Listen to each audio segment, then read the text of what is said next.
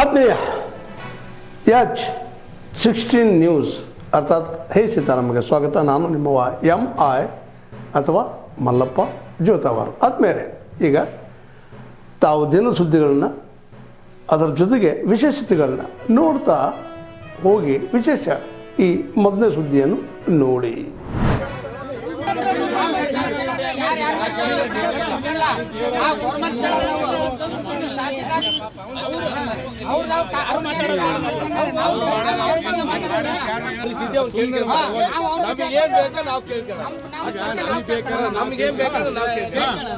ಪರಿಸ್ಥಿತಿ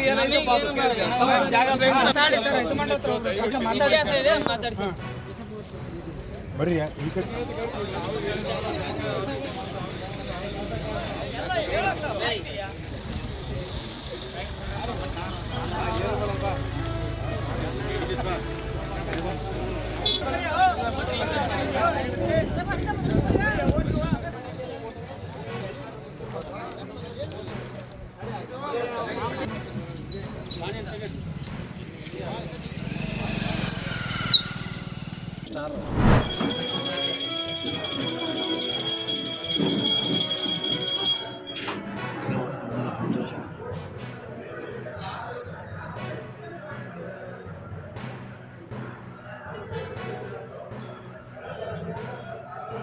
ಈ ಕಡೆ ನೋಡಿ.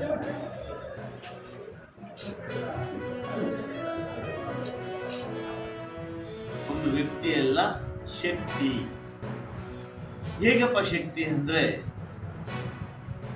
ಆ ಕಾಲದಲ್ಲಿ ಶುದ್ಧ ಹೇಳಿದಾಗೆ ಆ ಕಾಲದಲ್ಲಿ ವೀರತನ ಹೋರಾಡಿ ಒಬ್ಬಂಟಿಯಾಗಿ ಸೇನೆ ಕಟ್ಟಿಕೊಂಡು ಯುದ್ಧ ಮಾಡಿ ಹಿಂದೂ ಸಾಮ್ರಾಜ್ಯವನ್ನ ವಿಸ್ತರಣೆ ಮಾಡಿದಂಥ ಮಹಾನುಭಾವ ಶಿವಾಜಿ ಕೇವಲ ಅವರು ರಜಪೂತ್ ಜಾತಿಗೆ ಸೇರಿದ್ರು ಕೂಡ, ಮರಾಠರಾಗಿದ್ದರೂ ಕೂಡ ಇಡೀ ಹಿಂದೂ ಸಂಸ್ಥಾನಕ್ಕೆ ಒಡೆಯರಾಗಿ ಕೆಲಸ ಮಾಡಿದರು. ಮುಂದೆ ಹೇಳಿದಾಗೆ ಅವರ ತಾಯಿ ಜೀಜಾಬಾಯಿ ಆತನಿಗೆ ಮೊದಲು ಚಿಕ್ಕಂದಿಲ್ಲಿ ತಾಯಿ, ನೀವೆಲ್ಲ ಹೆಣ್ಮಕ್ಳು ಮಕ್ಕಳು ಬೆಳೆಸ್ತೀರಿ, ಹಂಗಿರ್ಬೇಕು ಹಿಂಗಿರ್ಬೇಕು, ಚೆನ್ನಾಗಿ ಓದಬೇಕು, ಇಂಜಿನಿಯರ್ ಆಗಬೇಕು, ಡಿಗ್ರಿ ತಗೋಬೇಕು. ಆದರೆ ಅವರ ತಾಯಿ ಏನಂತ ಇದ್ರಪ್ಪ ಅಂದರೆ, ಮಗನೇ ನೀನು ಯೋಧ ಆಗಬೇಕು, ವೀರ ಆಗಬೇಕು, ಈ ಸಾಮ್ರಾಜ್ಯವನ್ನ, ಈ ಭಾರತ ದೇಶದ ಭಾಗವನ್ನ. ಬ್ರಹ್ಮಪುರ ಪೊಲೀಸ್ ಸ್ಟೇಷನ್ ವ್ಯಾಪ್ತಿಯಲ್ಲಿ ಒಂದು ಕೊಲೆ ಪ್ರಕರಣ ವರದಿಯಾಗಿತ್ತು. ಅದರಲ್ಲಿ ಕೊಲೆಯಾದವನ ಹೆಸರು ಶರಣು ಅಲಿಯಾಸ್ ಅಥವಾ ಶರಣ ಬಸಪ್ಪ ಗವಳಿ ಅಂತ. ಸುಮಾರು 35 ವರ್ಷ ವಯಸ್ಸು. ಒಂದು ಮೊಬೈಲ್ ಅಂಗಡಿಯಲ್ಲಿ ಕೆಲಸ ಮಾಡ್ತಾ ಇದ್ದವನು. ಇವನಿಗೆ ಅವನ ಸುಮಾರು ಒಂದು ದಶಕದಿಂದ ಪರಿಚಯ ಇರುವ ಮತ್ತು ಸ್ನೇಹಿತನಾಗಿರುವ ದತ್ತಾತ್ರೇಯ ಅನ್ನೋನು ಕೊಲೆ ಮಾಡಿರ್ತಾನೆ. ಈ ಕೊಲೆಯ ಹಿನ್ನೆಲೆಯನ್ನು ಮತ್ತು ಕೊಲೆಯ ಕಾರಣವನ್ನು ಪರಿಶೀಲನೆ ಮಾಡಿದಾಗ ಒಂದು ತುಂಬ ಕ್ಷುಲ್ಲಕ ಕಾರಣಕ್ಕೆ ಕೊಲೆಯಾಗಿರೋದು ತಿಳಿದು ಬಂದಿದೆ. ಬೇಸಿಕಲಿ ಏನಾಗಿದೆ, ಏನು ಆರೋಪಿ ಇದ್ದಾನೆ ದತ್ತಾತ್ರೇಯ ಅಂತ, ಒಂದೊಂದು ವಿವೋ ಫೋನ್ ರಿಪೇರಿಗೆ ಕೊಟ್ಟಿರ್ತಾನೆ ಇವನು ಮೊಬೈಲ್ ಅಂಗಡಿಗೆ. ಮೊಬೈಲಲ್ಲಿ ಎಲ್ಲಿ ಕೆಲಸ ಮಾಡ್ತಾ ಇರ್ತಾನೆ, ಆ ಮೊಬೈಲನ್ನು ಹಿಂತಿರುಗಿಸಲ್ಲ ಅವನು. ಮತ್ತು ಯಾವ ಸಮಯದಲ್ಲಿ ಇವನು ಮೊಬೈಲ್ ಕೇಳಿರ್ತಾನೆ ಆ ಟೈಮಲ್ಲಿ ಅವನು ಮೃತನಾದವನು ಕುಡಿದಿರ್ತಾನೆ. ಕುಡಿದಾಗ ಕೆಲವು ಅವಾಚ್ಯ ಶಬ್ದಗಳಿಂದ ಬೈದ ಹಿನ್ನೆಲೆಯಲ್ಲಿ ಇವನು ಆರೋಪಿಯ ಮನೆಗೆ ಹೋಗಿ ಏನು ತರಕಾರಿ ಕಟ್ ಮಾಡುವ ನೈಫ್ ಇದೆ, ಆ ನೈಫನ್ನು ತೆಗೆದುಕೊಂಡು ಬಂದು ಇವನಿಗೆ ಏಕಾಏಕಿ ಹಲ್ಲೆ ಮಾಡ್ತಾನೆ. ಒಂದೇ ಒಂದು ಸಿಂಗಲ್ ಸ್ಟ್ಯಾಬ್ ಇಂಜುರಿ ಇದೆ, ಅದು ಚೆಸ್ಟಲ್ಲಿರುವಂಥದ್ದು. ಮತ್ತು ಏನು ಎಡಭಾಗದ ಎದೆ ಎಡಭಾಗಕ್ಕೆ ಸ್ಟ್ಯಾಬ್ ಆಗಿರುವಂಥದ್ದು.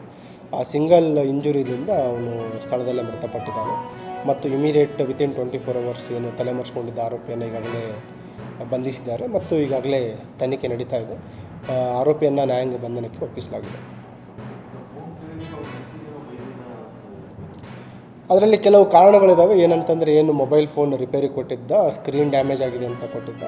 ಅದರಲ್ಲಿ ಕೆಲವೊಬ್ಬರ ವೈಯಕ್ತಿಕ ಫ್ಯಾಮಿಲಿ ಫೋಟೋಸ್ ಇದ್ದುವಂತಿದೆ. ಮತ್ತು ಕೇಳಿದಾಗ ಇವನಿಗೆ ತುಂಬ ಕೀಳು ಮಟ್ಟದ ಶಬ್ದಗಳನ್ನು ಬಳಸಿ ಬೈದಿದ್ದಾನಂತಿದೆ. ಮತ್ತು ಅದನ್ನು ಬಿಟ್ಟು ಬೇರೆ ಯಾವುದಾದ್ರೂ ಕಾರಣಗಳು ಇರ್ಬೋದು ಅಂತ ನಮಗೆ ಸಂಶಯ ಇದೆ. ಹಾಗಾಗಿ ಕೆಲವು ತಾಂತ್ರಿಕವಾಗಿ ನಾವು ತನಿಖೆಯನ್ನು ಕೂಡ ಮಾಡಲಿಕ್ಕೆ ಸ್ಥಳೀಯ ಪೊಲೀಸರಿಗೆ ಸೂಚನೆಯನ್ನು ನೀಡಿದ್ದೀವಿ. ಏನು ಮೃತನೇನಿದ್ದಾನೆ ಅವನ ಮೇಲೆ ಯಾವುದೇ ಅಪರಾಧಗಳಿಲ್ಲ. ಏನು ಆರೋಪಿ ಇದ್ದಾನೆ ಅವನ ಮೇಲೆ ಇದೇ ರೀತಿ 2018ರಲ್ಲಿ ಒಂದು ಕೊಲೆ ಪ್ರಕರಣದ ಇದೇ ರೀತಿ ಪರಿಚಯದವರಿಗೆ ಕೊಲೆ ಮಾಡಿರ್ತಾರೆ 3 ಜನ ಸೇರಿ. ಆ ಪ್ರಕರಣ ಖುಲಾಸೆ ಆಗಿದೆ.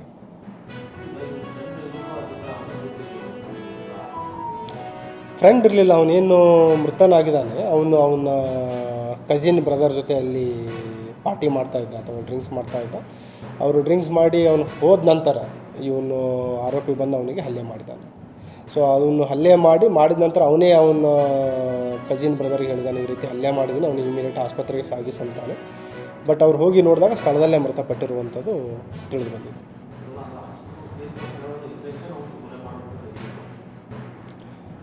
ವಾಟೆವರ್, ಈಗ ಸಿಂಗಲ್ ಇಂಜುರಿ ಇದೆ, ಒಂದು ಚೆಸ್ಟಲ್ಲಿ ಸಿಂಗಲ್ ಇಂಜುರಿ ಇದೆ, ಬಟ್ ಅದು ಏನು ವೈಟಲ್ ಆರ್ಗನ್ ಏನು ಹೃದಯ ಭಾಗಕ್ಕೆ ಇರಿತ ಆಗಿದೆ, ಹಾಗಾಗಿ ಅವನ ಸ್ಥಳದಲ್ಲೇ ಮೃತಪಟ್ಟಿರೋದು.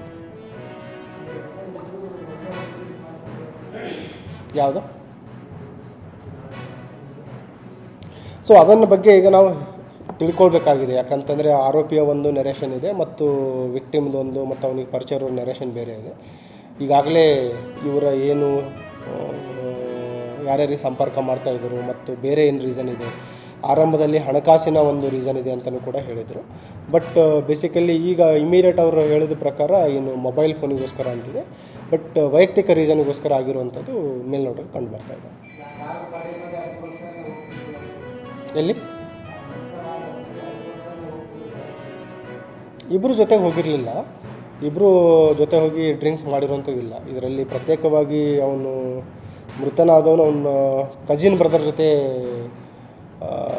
ಡ್ರಿಂಕ್ಸ್ ಮಾಡಲಿಕ್ಕೆ ಹೋಗಿದ್ದ. ಅದೇ ಟೈಮಲ್ಲಿ ಅವನು ಕುಡಿದಾಗ ಇವನು ಫೋನ್ ಮಾಡಿ ಮೊಬೈಲ್ ಕೇಳಿದಾನೆ. ಆ ಮೊಬೈಲ್ ಹಿಂತಿರುಗಿಸುವ ಒಂದು ವಿಚಾರಕ್ಕೆ ವಾಗ್ವಾದ ಆಗಿದೆ. ತಕ್ಷಣ ಇವನು ಮನೆಗೆ ಹೋಗಿ ಏನು ವೆಜಿಟೇಬಲ್ ಕಟ್ಟಿಂಗ್ ನೈಫ್ ಇದೆ ಅದನ್ನು ತೆಗೆದುಕೊಂಡು ಬಂದು ಹಲ್ಲೆ ಮಾಡಿರುವಂಥದ್ದು.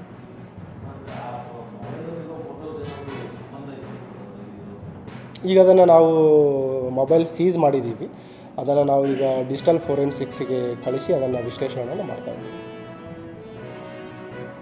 Thank you.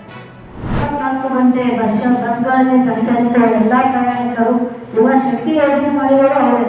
ಪ್ರತಿ ತಿಂಗಳು ಅವರು ಮೊಟ್ಟ ಮೊದಲಿಗೆ ಶಕ್ತಿ ಯೋಜನೆ ಜಾರಿಗೆ ತರಬಾರ್ದಾಗಿತ್ತು, ಯಾವುದೇ ಪಂಚ ಯೋಜನೆಗಳು ಜಾರಿಗೆ ತರಬಾರ್ದಾಗಿತ್ತು. ಅವರೇ ಶಕ್ತಿ ಯೋಜನೆ ಮಾಡಿ ಸರ್ಕಾರದಲ್ಲಿ ಇವಾಗ ಬಜೆಟ್ ಇಲ್ಲ ಅಂತ ಹೇಳ್ತಿರೋದು. ಆ ಶಕ್ತಿ ಯೋಜನೆಯು ಡ್ರೈವರ್ಗಳು ಕಂಡಕ್ಟರ್ಗಳು ಮಿತಿಮಿತಿಯಿಂದ ಜಾರಿ ಆಗೋದಿಲ್ಲ. ಯಾಕಂದರೆ ಅವರು ಡ್ರೈವರ್ ಕಂಡಕ್ಟರ್ಗಳಿದ್ರೆ ಅದೇ ಫ್ರೀ ಬಸ್ಸಲ್ಲಿ ಹೆಣ್ಮಕ್ಳು ಸಂಚಾರ ಮಾಡಬಹುದು. ಅದು ಒಂದು ಉದ್ದೇಶದಲ್ಲಿ ಗಮನ ಇಟ್ಕೊಂಡು ಆ ಡ್ರೈವರ್ಗಳಾಗಲಿ ಕಂಡಕ್ಟರ್ಗಳಾಗಲಿ ಮತ್ತು ಮೆಕ್ಯಾನಿಕಲ್ ಆಗಲಿ ಯಾವುದೇ ಒಂದು ರಾಜ್ಯ ಸಂಚಾರ ಸಾರಿಗೆ ನಿಗಮದಲ್ಲಿ ಕೆಲಸ ಮಾಡ್ತಿರ್ತಕ್ಕಂಥ ಪ್ರತಿಯೊಬ್ಬ ಪ್ರಜೆಯಲ್ಲೂ ಕೂಡ ಅವರು ಕುಟುಂಬ ಎಲ್ಲ ಹೆಂಡತಿ ಮಕ್ಕಳು ಅವ್ರ ಸಂಸಾರವನ್ನು ಬಿಟ್ಟು ಅವರು ಕೆಲಸ ಜೀವನದ ಹಕ್ಕನ್ನು ಬಿಟ್ಟು ಕೆಲಸ ಮಾಡ್ತಾ ಇರ್ತಾರೆ. ಅದಕ್ಕೋಸ್ಕರ ಅವರಿಗೆ ನಾವು ಕಲ್ಯಾಣ ಕರ್ನಾಟಕ ಪ್ರತ್ಯೇಕ ಜನತಾ ಸಮಿತಿ ಮತ್ತು ಪ್ರಿಯದರ್ಶಿನಿ ಗ್ರಾಮೀಣ ಅಭಿವೃದ್ಧಿ ಸಂಸ್ಥೆ ಎಲ್ಲ ಸಂಘಟನೆಗಳು ನಾವು ಅವ್ರ ಬೆಂಬಲಕ್ಕೆ ಇರ್ತೀವಿ.